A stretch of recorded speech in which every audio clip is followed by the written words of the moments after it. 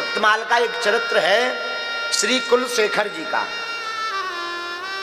केरल के एक राजा हुए, वो बड़े धर्मात्मा थे।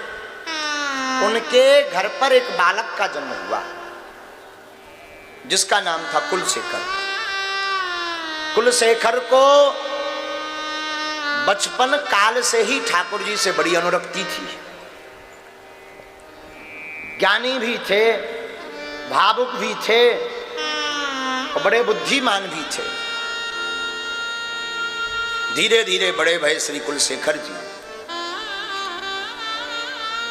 आपके पिताजी ने आपको सुयोग्य जाना तो राजगद्दी पर बैठा दिया और इनके पिताजी चले गए भगवान का भजन करने।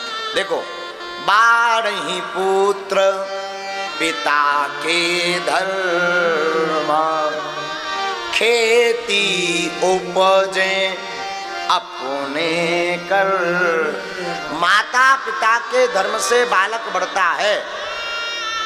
इसलिए साधु जी, माता पिता को इतना सत्कर्म करना चाहिए, इतना धर्म करना चाहिए कि आपके बालक की नित्य उन्नति होवे। बोलो सीताराम, जोर से बोलो। कुलशेखर जी के पिताजी तो वन में चले गए, आप राजगद्दी पर बैठ करके राजपाठ करने लगे। आहा, राजपाठ करते। ज्ञानी तो थे ही, राज सिंहासन में आपका मन नहीं रमता। आपका मन तो साधु सेवा में, गुरुजनों की सेवा में, भगवान की कथा में बड़ा रमता। आहा, राजगद्दी एक तरफ, कोई महात्मा आ जाए सोई सत्संग सुनो। महाराज जी,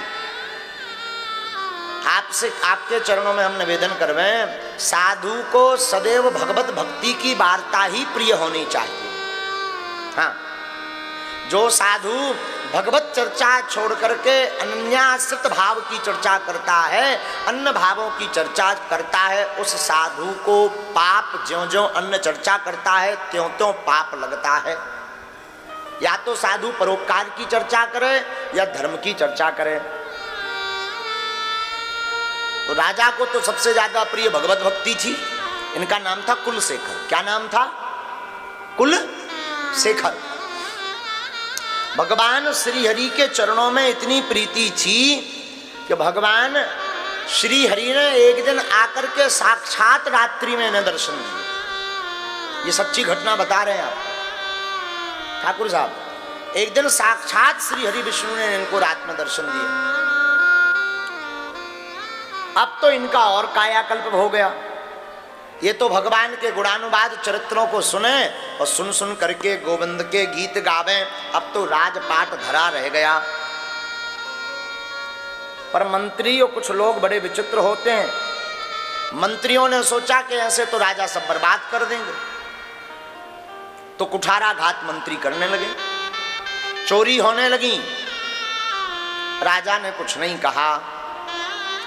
एक दिन राजा बड़े प्रेम से रामायण जी का प्रसंग सुन रहे थे।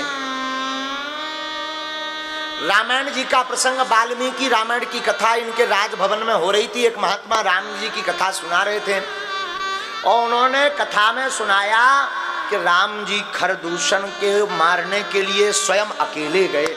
इन्होंने क्या सुना कथा में कि राम जी खरदूषण का वध करने के लिए न लक्ष्मण जी को ले गए, न जानकी जी को ले गए, अकेले ही वध करने गए। उस समय राम जी के साथ कोई नहीं है।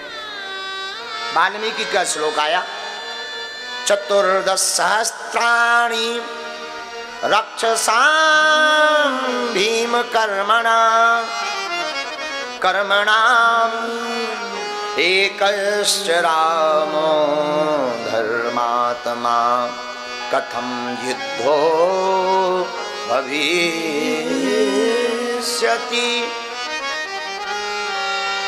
पहाड़ी लगाई। साधु जी, आपका श्लोक कहता है वाल्मीकि रामायण का कि भगवान धर्मात्मा श्री राम 14,000 राक्षसों से युद्ध करने के लिए अकेले चल दिए।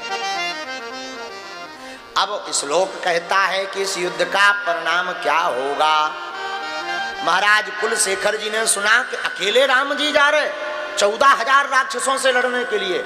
सोई कुलशेखर जी ने शंख उठाया और जोर से शंख फूंका। जितनी सेना थी सब दौड़ी चली आई। सेना को बुला करके कहा कि चलो सब तैयार।